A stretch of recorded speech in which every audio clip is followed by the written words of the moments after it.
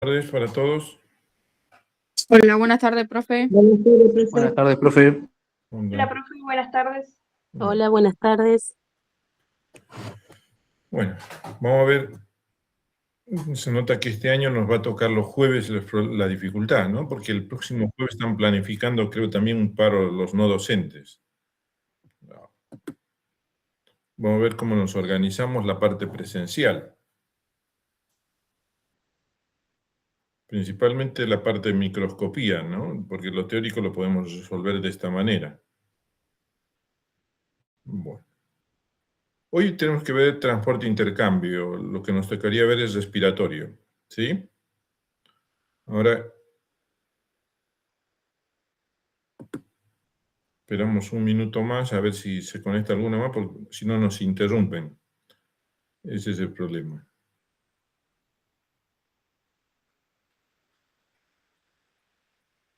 Bueno, mientras tanto les voy compartiendo el Power. A ver.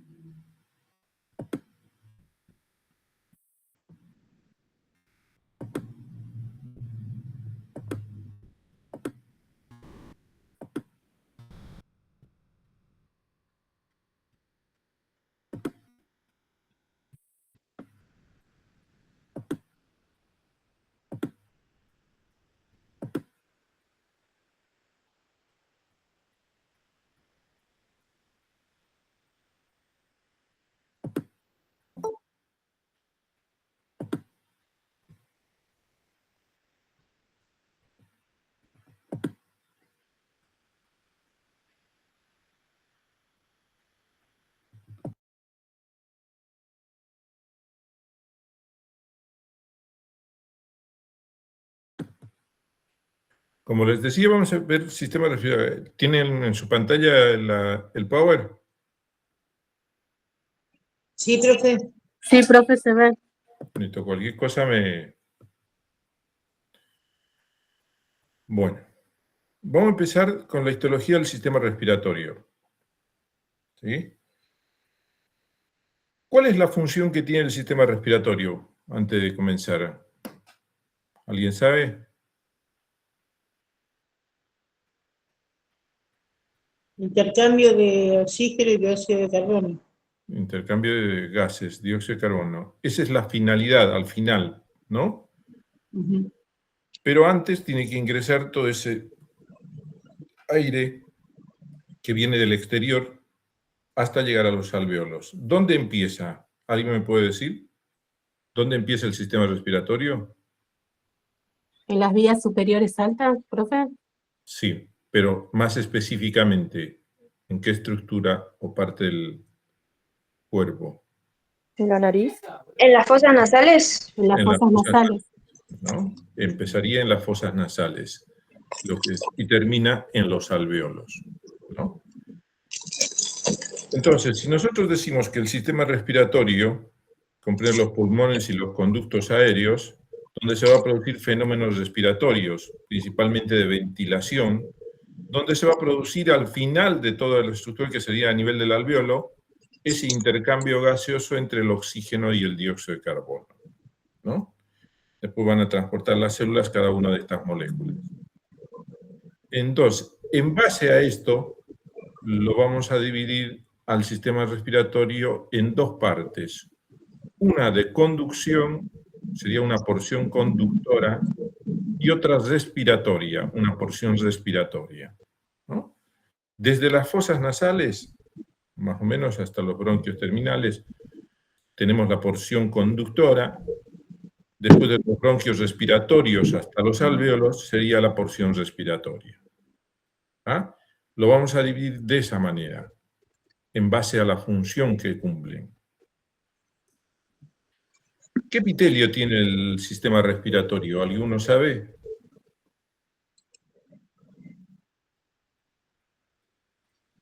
¿Puede ser que hasta la tráquea es estratificado o cilíndrico?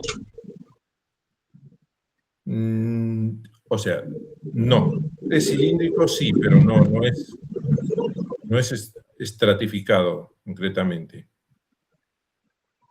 ¿Algún otro? estratificado, queratinizado. No, lo ¿Pseudoestratificado? pseudoestratificado es otra cosa. El queratinizado es el que tiene en piel generalmente. ¿Es ciliado, puede ser?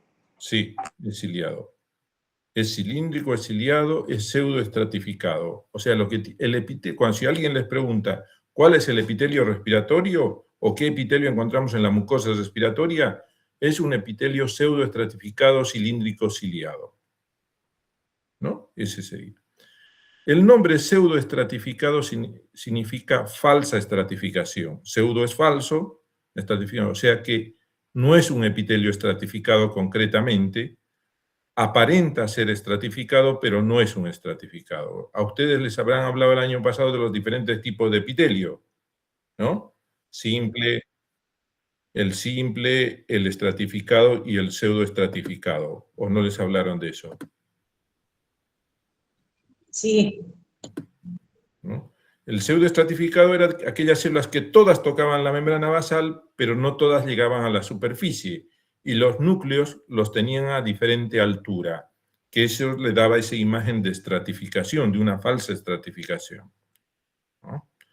Bueno, entonces decíamos que comienza en las fosas nasales o en las cavidades nasales, el sistema respiratorio.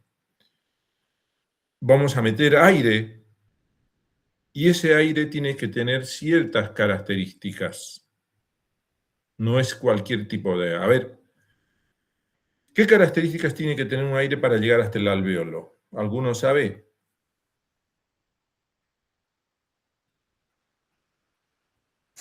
¿Qué tipo de flujo sería, profesor?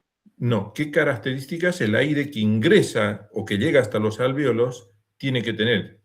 No es como sea. Por ejemplo, yo os pongo, la cavidad oral, la boca, ¿participa en la respiración? ¿Qué dicen? ¿La boca participa en la respiración? ¿En lo que es el sistema respiratorio?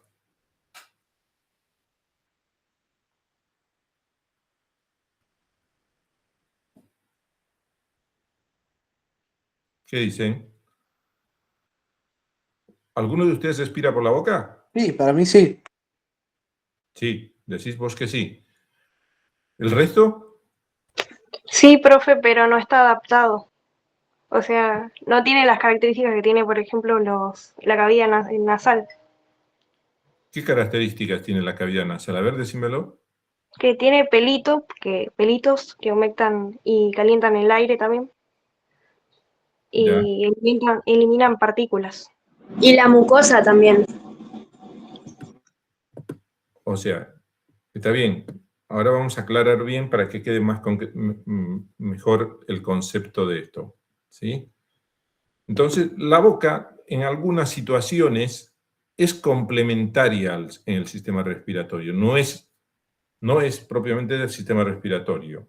¿Sí? Es más de la deglución, de la masticación, de todo eso.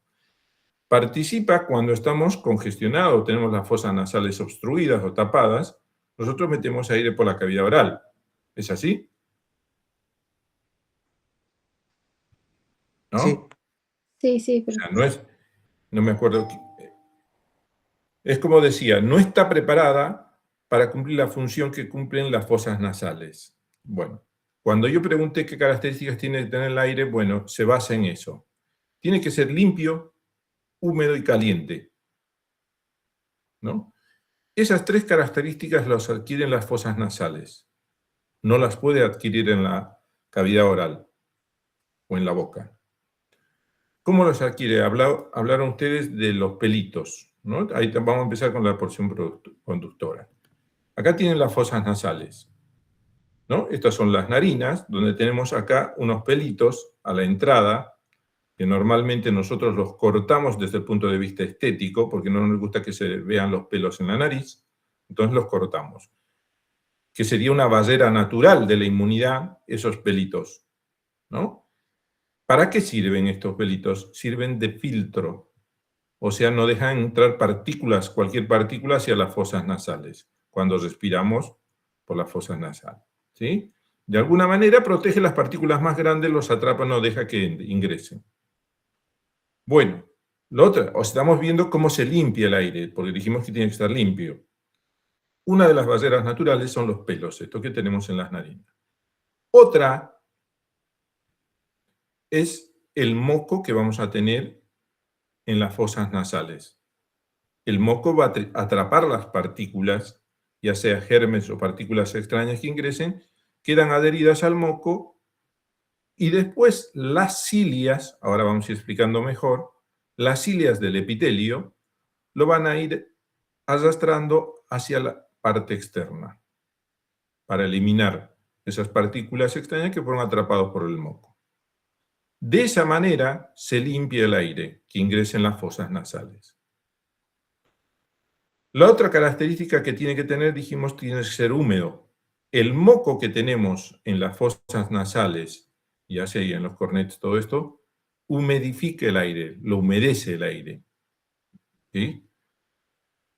Otra característica es que el aire tiene que estar caliente. Bueno, a este nivel, en las fosas nasales, tenemos los cornetes. No sé si los conocen ustedes, a los cornetes. ¿O los han escuchado nombrar? Sí. Son tres, superior, medio e inferior, estos tres cornetes, ¿no? Están revestidos por la misma mucosa de la respiratoria, con todo esto es la misma mucosa, por epitelio pseudoestratificado. Bueno, en esta parte, principalmente entre los cornetes, la mucosa está más irrigada, hay más vasos sanguíneos, ¿sí? Y eso hace que el aire se caliente. Acuérdense que la temperatura de la sangre es mayor. Entonces, al estar más vascularizado, esa zona va a ser más caliente y de esa manera aumenta la temperatura del aire. ¿Por qué es importante que el aire tenga estas características? Porque si yo meto aire frío, que me va a llegar a los alveolos, a los bronquios, sin llegar a los alveolos, me llega a los bronquios o bronquiolos, me produce una reactividad. En los pacientes asmáticos o los que son alérgicos, me va a producir un broncoespasmo, provocándome tos o dificultad respiratoria. ¿Sí? Lo otro es lo mismo en los alérgicos o asmáticos, o es un paciente inmunocomprometido, si no filtro el aire de todos los gérmenes o todo lo que ingresan, me produce infecciones respiratorias, me predispone a las infecciones respiratorias. ¿No? El aire seco sucede lo mismo. Cuando yo meto aire seco, uno siente, percibe el aire seco, empezamos a toser automáticamente. Nosotros cuando respiramos por la boca metemos aire seco y frío. Muchas veces por eso tenemos la tos, ¿no? Y estornudamos. Otra forma de protegernos de una barrera natural de expulsar las partículas es con el estornudo, ¿no? Todo lo que irrita nos va a producir tos, estornudo. Entonces, por eso es importante que el aire tenga esas características. Y la que nos va a dar eso es a nivel de las fosas nasales, ¿sí? No a nivel de la cavidad oral o de la boca. ¿Se entendió hasta acá? Sí, profe. Bueno. Entonces, ¿qué características tienen las fosas nasales? Las fosas nasales, la nariz en sí, vamos a ver que por fuera está cubierto por piel. La piel tiene un epitelio. ¿Qué tipo de epitelio tiene? La piel.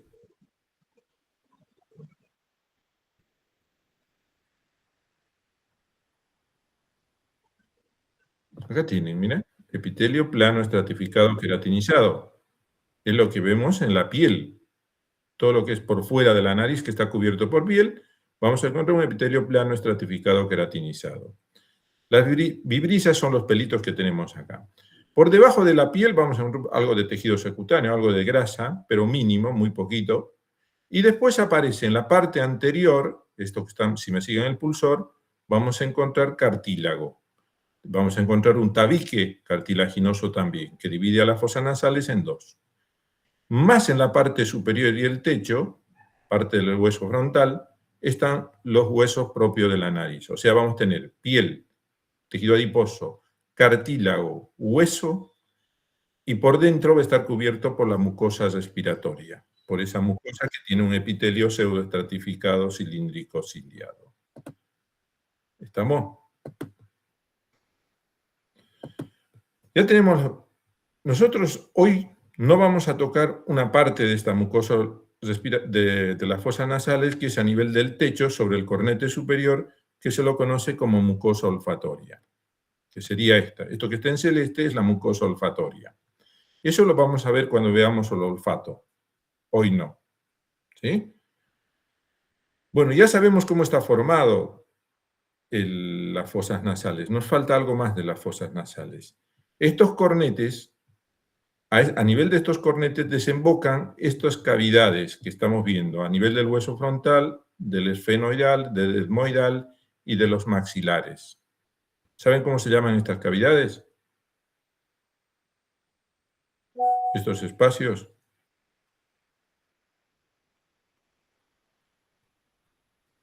Esto que estoy en el pulsor. ¿Lo ven? Los senos paranasales. ¿Los han escuchado nombrar a los senos paranasales? Sí.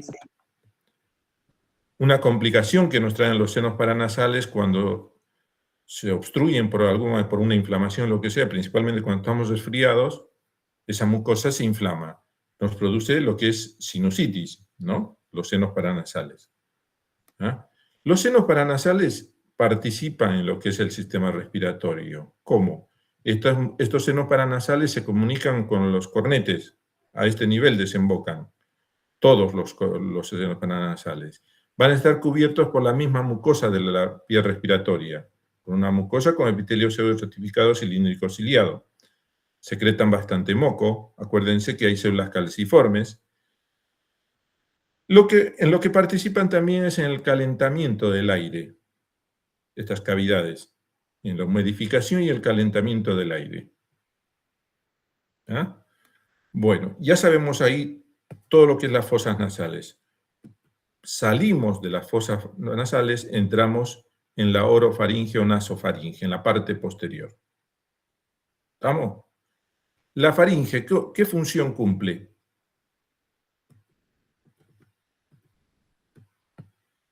¿Alguien me puede decir?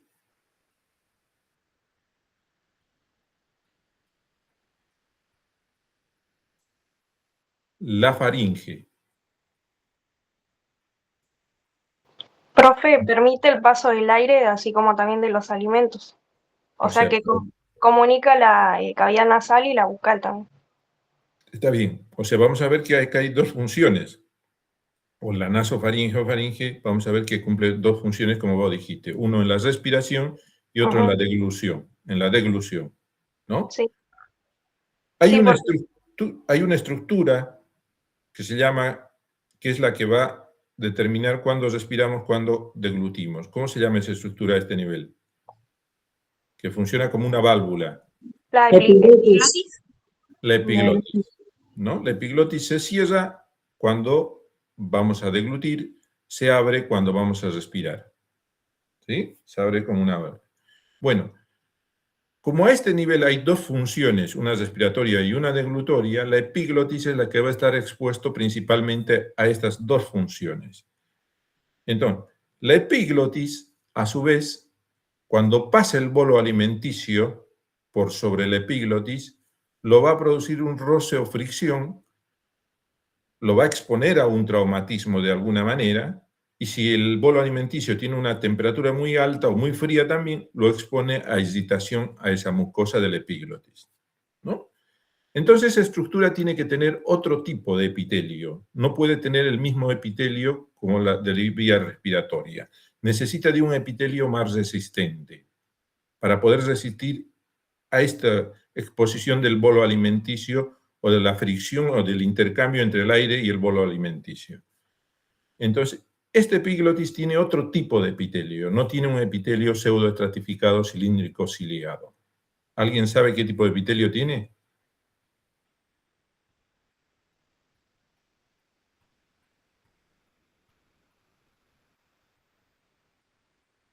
¿Es escamoso, pseudoestratificado? Sí, es un epitelio plano, estratificado, no queratinizado, ¿no? Es más resistente que el pseudoestratificado, es más resistente a estos cambios de temperatura y al roce o a la fricción ese epitelio.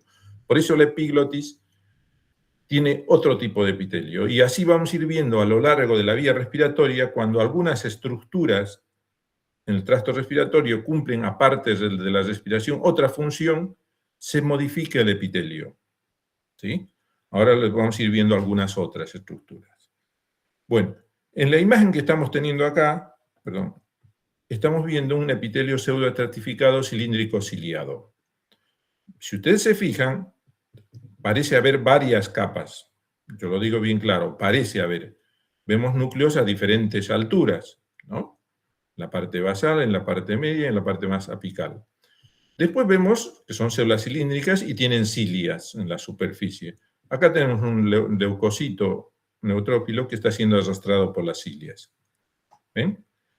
Por debajo de este epitelio hay una membrana basal y después por debajo de eso la lámina propia, que es en la lámina propia que vamos a encontrar vasos sanguíneos, glándulas seromucosas, linfocitos, plasmocitos y un tejido conectivo laxo. ¿Ah? A este nivel. La explicación para ver que realmente no es un estratificado es este epitelio que estamos viendo acá. Este es un esquemita de un epitelio olfatorio. Acá tienen la membrana basal. Hay tres tipos de células en el pseudoestratificado. Una célula basal que es cortita, que toca la membrana basal. Fíjense esta que está acá, su núcleo es bien basal. Una célula sensorial, en este caso, una célula cilíndrica ciliada, que tiene un núcleo en el medio. Una célula de sostén, que es esto que estamos viendo acá. Esta es la célula de sostén, que es una cilíndrica, también con vellosidades, que tiene el núcleo más alto. ¿Ven que los núcleos están a diferente altura? Todas tocan la membrana basal, pero no todas llegan hasta la superficie. Por ejemplo, esta no llega a la superficie, queda ahí abajo. ¿Sí? Esa es la característica de una célula, de un epitelio pseudoestratificado. Es una sola capa, pero por las alturas de los núcleos nos dan esta imagen de estratificación. ¿Quedó claro ahí? Sí, profe. Sí. Bueno, ya hablamos de los senos paranasales, hablamos de la nasofaringe, nos vamos a la laringe. Después de la faringe, acuérdense que viene la laringe, que está situada entre la faringe y la tráquea. Es un tubo cilíndrico corto, rígido, entre 4 centímetros de longitud aproximadamente y 4 centímetros de diámetro. ¿Cómo está formada la laringe? Por cartílagos hialinos, principalmente, ¿no? Tiroides y cricoides, y podemos encontrar algunos cartílagos elásticos. ¿Alguno sabe la diferencia entre un cartílago hialino y un cartílago elástico? ¿Por qué diferenciamos así?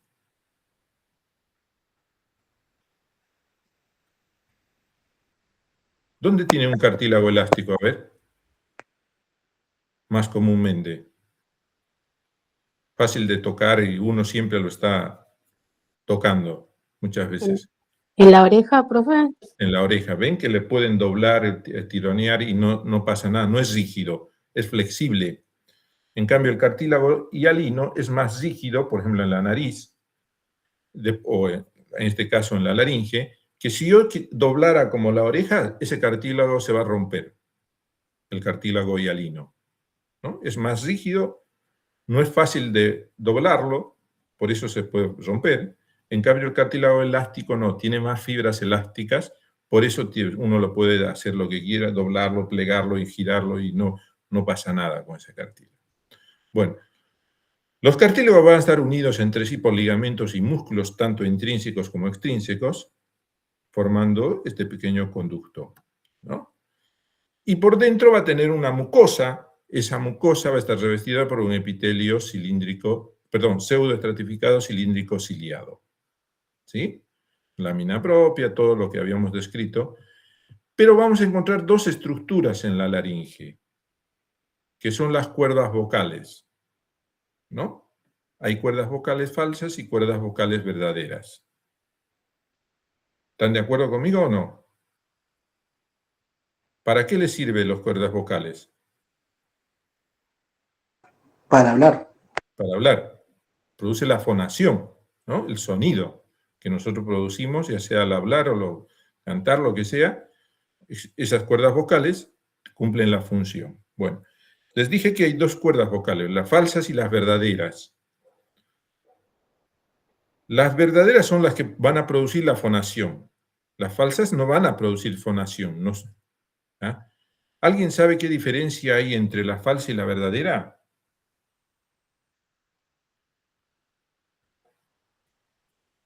Desde el punto de vista microscópico y anatómico, ¿qué diferencia hay?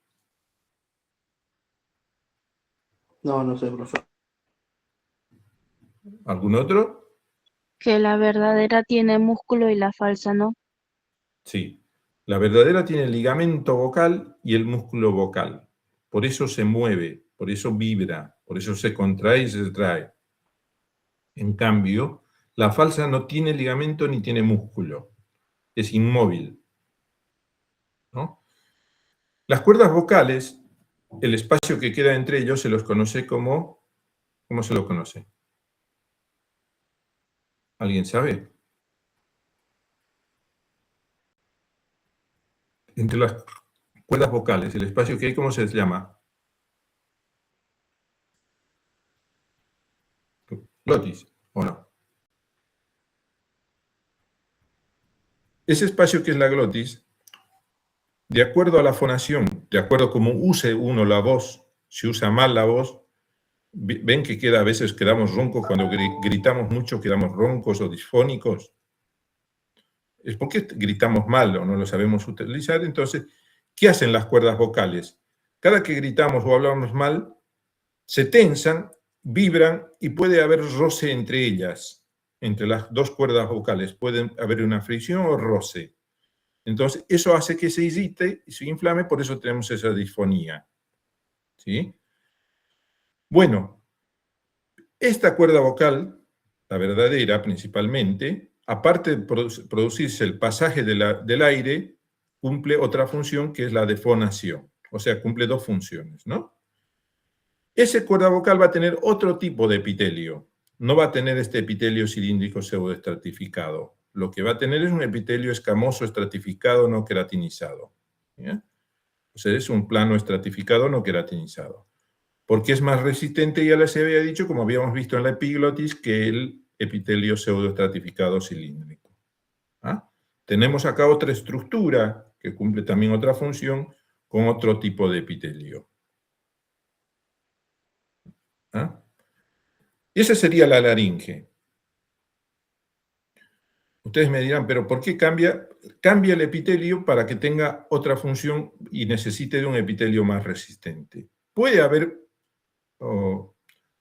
donde cambie el epitelio por otro motivo, no necesariamente porque cumplen otra función, sí, pero son patológicos. Por ejemplo, si un fumador, un tabaquista, si fuma mucho, los bronquios, que tienen un epitelio pseudoestratificado, con el tiempo, como lo expongo al humo, que es un irritante para ese epitelio, el organismo trata de adaptarse a ese humo, a ese irritante. Entonces se conoce como metaplasia, va a cambiar de ese epitelio pseudoestratificado a un epitelio plano estratificado no queratinizado, ¿no? Eso se conoce como metaplasia. El organismo trata de adaptarse y poner un epitelio que sea más resistente. Si yo lo sigo irritando constantemente con el tabaco, con el tiempo, una vez adaptado, ese epitelio puede transformarse en un carcinoma. Puede haber mutación en esa transformación y se transforma en una neoplasia maligna, como es el carcinoma. Eso puede suceder, sí. Usted dijo que el epitelio de las cuerdas vocales es escamoso, estratificado, no queratinizado. Estratificado, sí. Escamoso significa plano. Ah, plano. Plano, es lo mismo. Entonces es un epitelio estratificado plano no queratinizado. Bueno, gracias. ¿Ah? Bueno, pasamos a la tráquea. La tráquea, que está después de la laringe y antes de los bronquios principales. Es un tubo de 12 centímetros de largo, 2 centímetros de diámetro, que se inicia con el cartílago cricoides de la laringe y termina bifurcándose con los bronquios principales. Bueno, ¿cómo está formada la tráquea? Es un tubo, dijimos, de 2 centímetros. Está formado por anillos en forma de C o anillos incompletos. ¿no? En forma de herradura. Son cartílagos hialinos esos anillos. En su parte posterior y van a estar unidos todos estos anillos por ligamentos y músculos. ¿Ah? Por dentro van a estar cubiertos por una mucosa, en este caso, si es respiratoria. ¿La tráquea cumple alguna otra función o solamente es respiración? ¿Alguien sabe? Solo respiración. Solo respiración. Entonces, su epitelio, ¿cuál va a ser?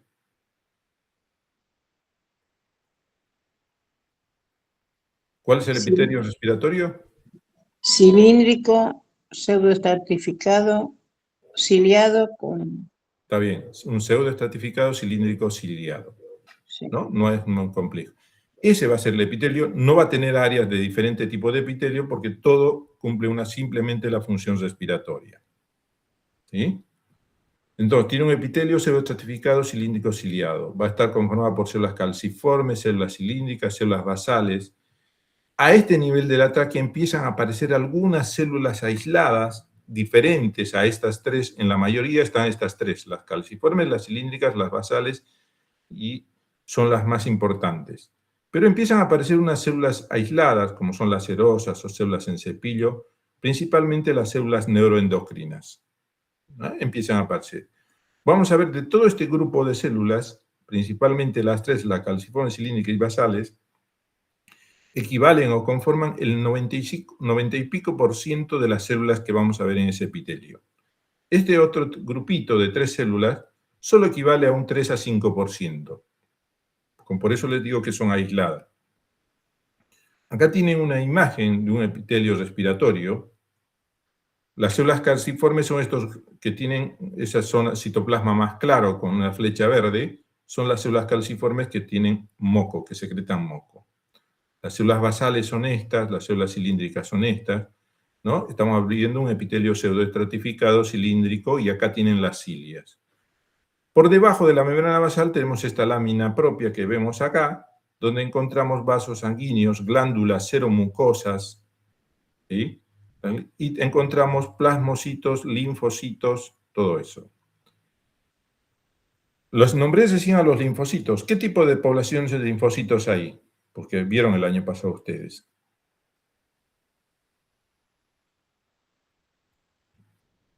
¿Cuántos tipos de linfocitos hay? Linfocitos T y B, ¿puede ser? Sí, T y B. ¿Para qué función cumplen los linfocitos?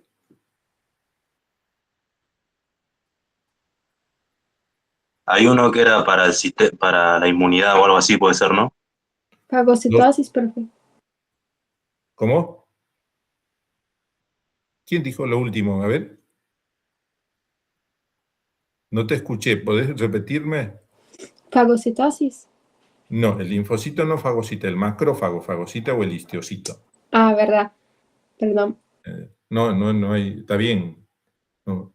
Los linfocitos participan en lo que es el sistema de inmunidad, ¿sí?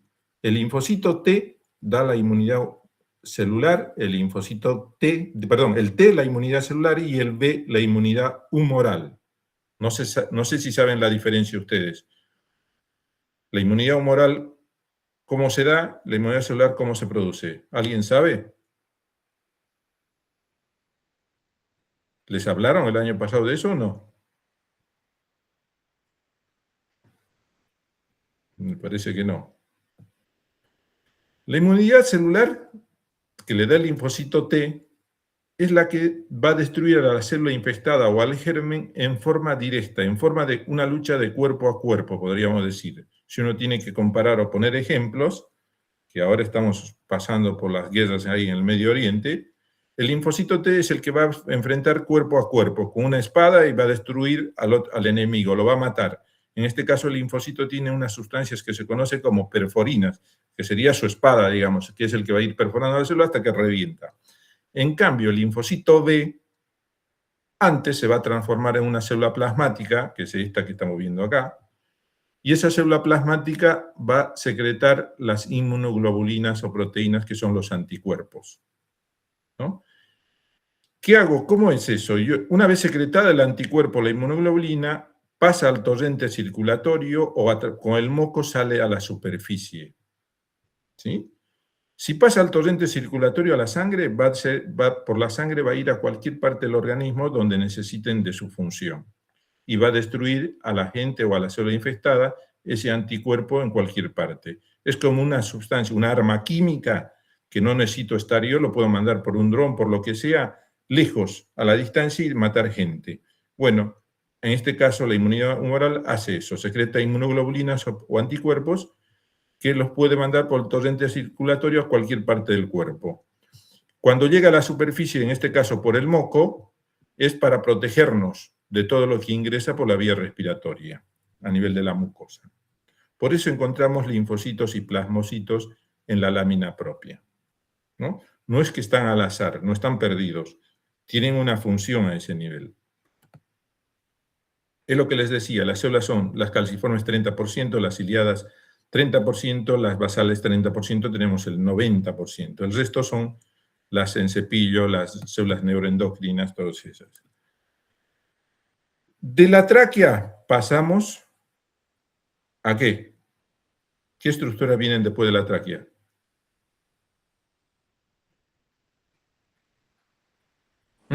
Los bronquios. Los bronquios. Los bronquios se los puede dividir en dos, los que están fuera del pulmón y los que están dentro del pulmón. Por eso se los conoce como bronquios extrapulmonares y bronquios intrapulmonares. Al árbol bronquial siempre se va a ir dividiendo de a dos. Eso se conoce como dicotomización de los bronquios, ¿no? Siempre de a dos. Y a los bronquios siempre lo va a acompañar los vasos sanguíneos, arteria, vena, linfático y nervio. Siempre, cada que se divide, se bifurcan también los vasos, todo eso, y van con ellos, acompañándolos. ¿Sí? La bifurcación de los bronquios se va a producir más o menos se lo conoce como por generaciones, hasta la 15ª generación aproximadamente se va a ir dividiendo. ¿Qué diferencia hay entre la tráquea y el bronquio? ¿Alguien me puede decir desde el punto de vista microscópico o anatómico? ¿Qué les parece a ustedes? ¿En el epitelio, en el cartílago? ¿En qué puede diferenciarse o son iguales?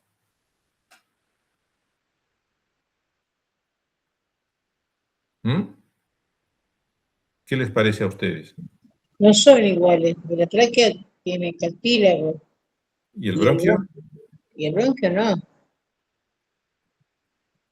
¿Algún otro? ¿Se le ocurre algo? Los bronquios, principalmente los bronquios principales, son iguales que la tráquea, tienen cartílago, son iguales. La única diferencia es que son en diámetro, son mucho más delgadas. Después toda la estructura macroscópica y microscópica son idénticas. Su epitelio pseudoartificado cilíndrico ciliado, tiene cartílago, tiene lámina propia, con todas las características que fuimos nombrando del bronquio, de la tráquea, son iguales. ¿Sí? A medida que se va a ir bifurcando, por eso decimos, perdón,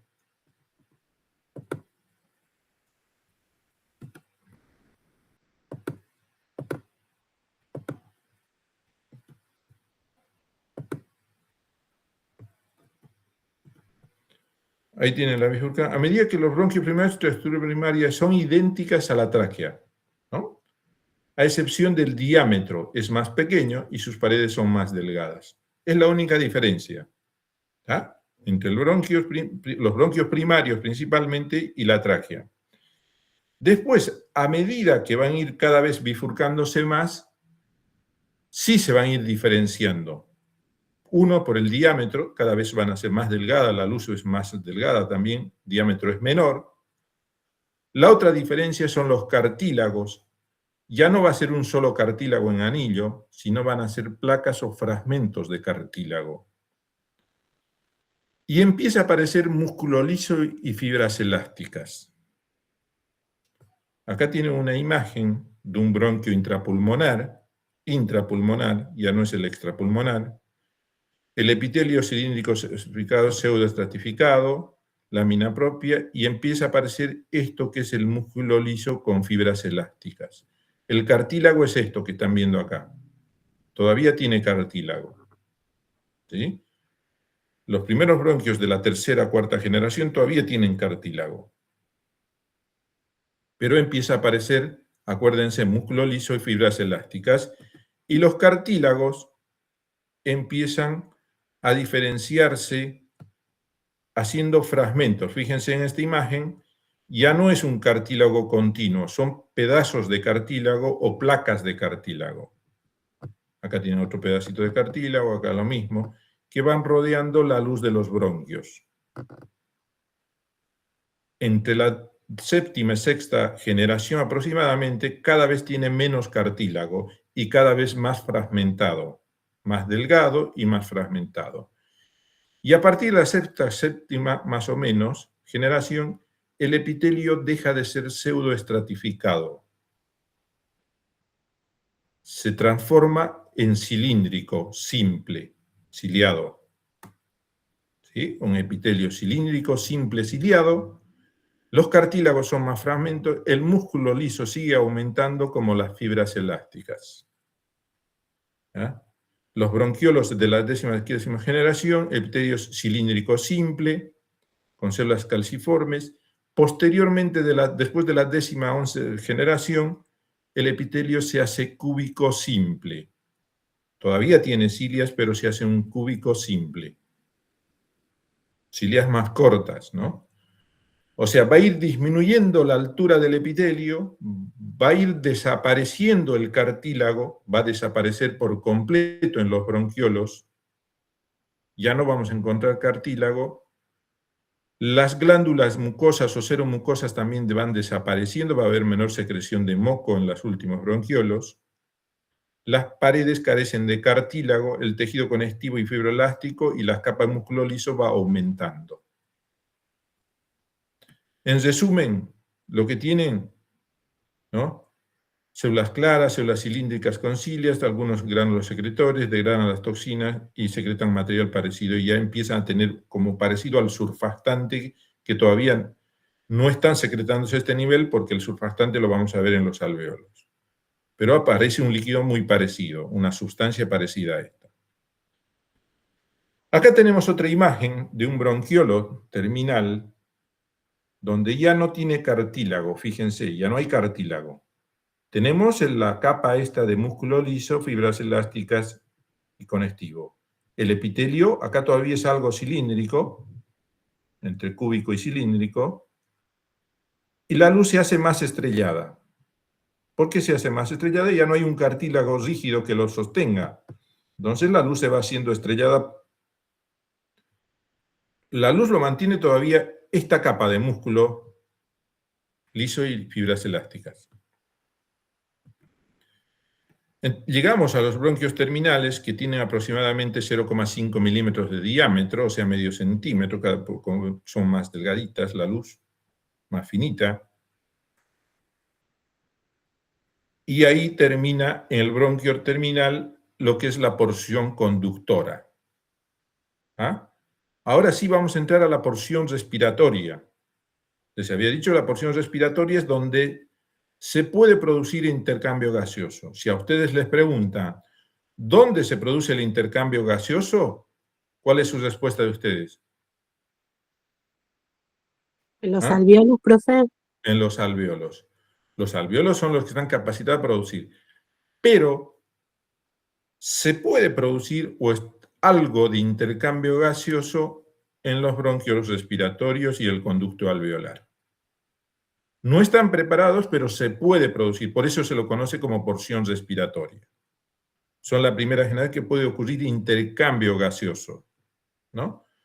No es lo adecuado, no es el ideal, no es el ideal es a nivel de los alveolos. Pero puede producirse, no es que concretamente se produce acá. Bueno, sus paredes son mucho más delgadas, ya no tienen cartílago, nada. Después tenemos el conducto, acá el epitelio es bien cúbico, fíjense, el epitelio es cúbico, ya puede estar encortado por algunas cavidades alveolares. pero el epitelio es bien cúbico, deja de tener cilias a este nivel, en el bronquio respiratorio. Este es el conducto alveolar, que no tiene una pared continua, porque va a estar entrecortado por las cavidades alveolares, y su epitelio también es cúbico. Fíjense, todavía es un cúbico bajo del conducto alveolar, estoy hablando. ¿Sí? Después del conducto alveolar vienen los alvéolos. Son entre 200 micros de diámetro aproximadamente, donde se va a producir el intercambio gaseoso. La respiración propiamente dicha, ¿no? Ingresa oxígeno, sale dióxido de carbono. ¿Sí? Esa es la principal función. ¿Qué células vamos a encontrar en los alvéolos? ¿Alguien sabe?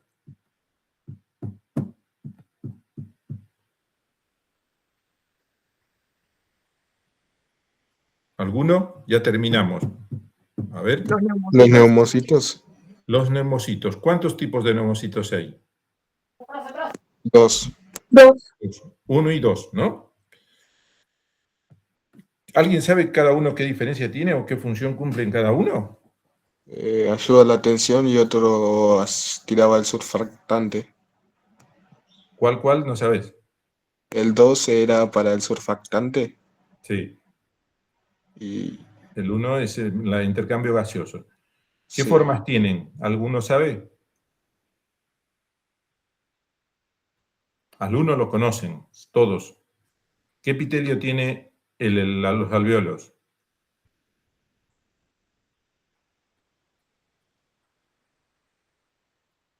¿Qué epitelio tienen los alvéolos? Plano simple. Plano simple. Esos son los neumocitos tipo 1. O sea que el neumocito tipo 1 es un epitelio, una célula plana. ¿No? El neumocito tipo 2, acá tenemos, son tipo 1 y tipo 2. El neumocito tipo 1 equivale al 95%, que es lo que reviste al alvéolo. Es un epitelio escamoso simple, plano simple. ¿Sí? El tipo 2, que es es una célula cúbica. Son células cúbicas. ¿Sí? Son aisladas, solo equivalen al 3 a 5%, son muy poquitas, están a la entrada del alvéolo o en forma aislada. ¿Ya? Y la función principal que tiene el neumocito tipo 2 es la secreción del surfactante. ¿Ya? ¿Para qué nos sirve el surfactante? Para que el alvéolo no se colapse, ¿no? Quede abierto, para que se pueda producir la respiración. Es importante. A su vez, el neumocito tipo 2 da origen al neumocito tipo 1. ¿No? Vean que la importancia que tiene, por más que sean poquitos, pero son importantes. Ese es el neumocito tipo 2. El surfactante o agente tensioactivo, ¿cómo está formado? Va a estar formado por 2 fosfolípidos y 4 proteínas. Los fosfolípidos son dipalmitoil fosfatidilcolina y fosfatidilglicerol. Y las proteínas se las conoce como proteína A, B, C y D. ¿No? Es como está formado el agente tensioactivo. Ya vimos para qué sirve. Podemos encontrar macrófagos en los alvéolos, que son los que van a fagocitar todas las partículas que lograron pasar y llegar hasta el alvéolo. Ellos son los que se van a encargar de limpiarlo. Si es un fumador, el carbón que llega hasta el alvéolo van a fagocitar y tratar de eliminarlo. ¿Sí? Acá tenemos alvéolos, cavidades alveolares con sus tabiques alveolares que estamos viendo, algún macrófago que estamos viendo acá. ¿Cómo está formado la barrera alveolo-capilar? ¿Qué es la barrera alveolo-capilar? La barrera alveolo-capilar es donde se produce el intercambio gaseoso. De acuerdo al libro que lean, ustedes van a encontrar que algunos les van a decir que tiene 4 capas, otros les van a decir que tiene 3 capas. ¿Sí? Depende del libro que lean, es lo mismo. No es que están equivocados ni uno ni el otro. En este caso yo les puse el que tiene 3 capas. De un lado, del lado del alvéolo, está el neumocito tipo 1, con el agente tensioactivo.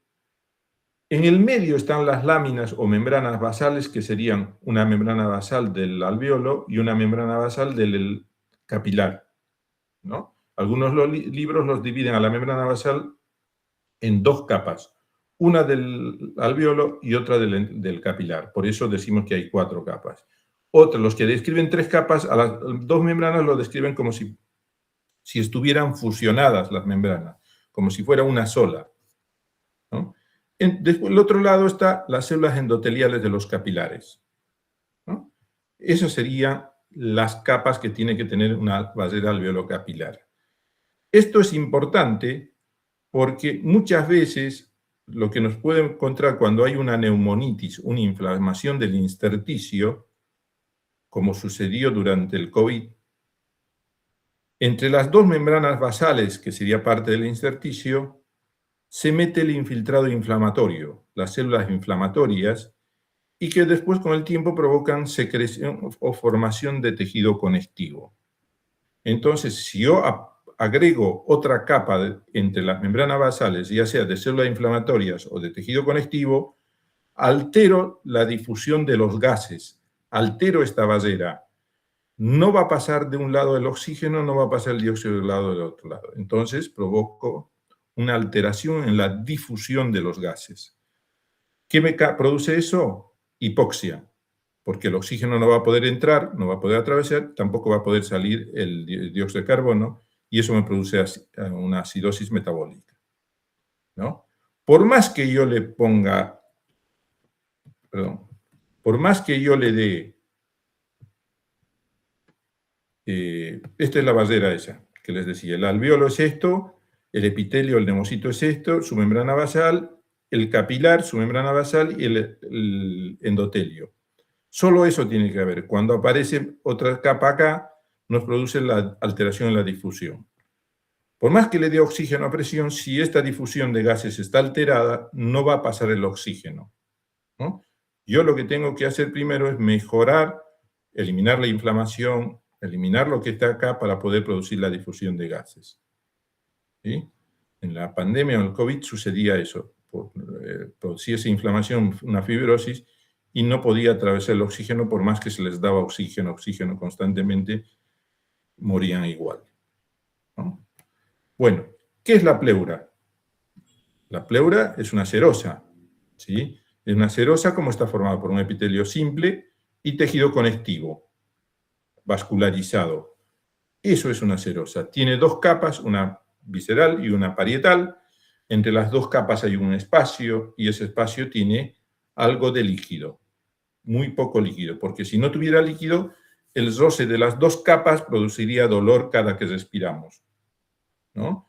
Entonces, ¿para qué sirve el líquido? Para lubricar, evitar ese roce seco entre las 2 hojas, ¿sí? Y producir dolor, ¿ah? Eso es la pleura.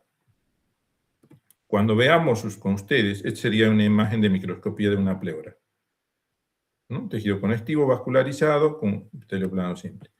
Cuando veamos con ustedes si podemos, si alcanzamos a recuperar, macroscopía, vamos a ver, microscopía, vamos a ver, este es un epitelio pseudoestratificado cilíndrico ciliado. Fíjense, a alta resolución, por eso vemos tan grande, ¿no? Esta es la laringe, las cuerdas vocales verdaderas, las cuerdas vocales falsas. Y acá tenemos un bronquio con los cartílagos, el epitelio, todo eso. A mayor aumento de ese mismo bronquio, el cartílago, las glándulas seromucosas, el epitelio, todo eso. Cuando veamos, vamos a ver todas estas imágenes con la microscopía. Esto es un pulmón con un bronquiolo terminal. Ven que no tiene ya cartílago, los alveolos, el alveolo a mayor aumento, los macrófagos alveolares que estamos viendo acá, los capilares en las paredes de los alveolos. Eso sería de lo que es el sistema respiratorio. ¿Preguntas?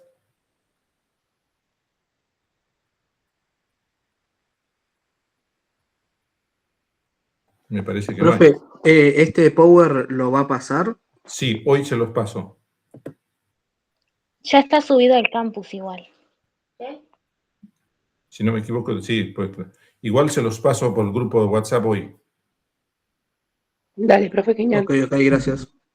Termino con el otro grupo y se los paso.